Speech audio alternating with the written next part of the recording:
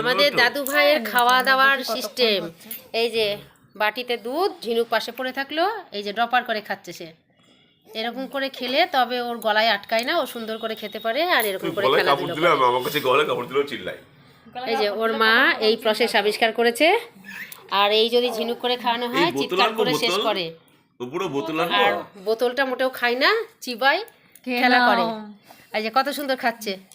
এইটা হচ্ছে প্রসেস। আনন্দ করে করে খায়, পা ছুঁড়ে ছুঁড়ে। পা ছুঁড়বে আর খাবে। লোকে কেউ বোঝে না যে বাচ্চারা কেন ঝিনুকে খায় না। গলার ফুটো ছোট থাকে আর বেশি করে ঢালা হয়, কাঁধে খায়, লোকে বলে বাচ্চারা কাঁদে। এটা বাচ্চাকে আনন্দ দিয়ে খাওয়া, বাচ্চার ফুটো অনুযায়ী খাওয়ানো হচ্ছে। আরে গলার ফুটো ছুটি কি আছে? না না, ঝিনুকে খেতে বয়স লাগবে, 6 মাস হোক তখন ঝিনুকে খাবে। এখন ছোট বাচ্চা, 4 মাসে কেবল বাইরে দুধ খেতে শুরু করেছে। এতদিন কোনোদিন খায়নি, মায়ের কাছে খেয়েছে। আর এখন এরকম করে সিরিঞ্জে করে করে খাওয়াতে হবে। বাজারে বেরিয়ে প্রথম বিসলারি বোতল কিনতে। দেখো দাদুতে বুড়ো বুড়ো করছে, আমাদের ইয়াং ছেলেটা বুড়ো। এই যে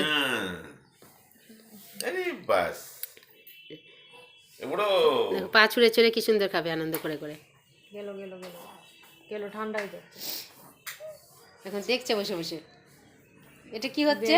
ফোনটা দিয়েছে, এটা কি হয়েছে? খেতে হবে তো, খালি বসে থাকলে হবে না, খেতে হবে। গিল নাও দেখতে। এই নাম কি? নাম কি? নাম কি? কই খাওয়াবিও? আচ্ছা মুখের মধ্যে এক আছে এখানে। গলায় নিয়ে রাখা শিখছে। হাসতে গিয়ে একটু বোতল ধরতে হবে, তখন বোতলটা মানে মুখেরটা ফেললো। কি বদমাইশ রে। তখন খুব খাওয়ার ইচ্ছে ছিল তো, মায়ের দুধ খাওয়ার খুব নেশা ছিল বলে তখন বোতলটা আমি শেষ করতে পারলাম না। হ্যাঁ, খালি ঘা ঘা করে ফেলবে, অর্ধেক অর্ধেক খাবে। কালকে মাঝরাত্রে এইভাবে খাইছে।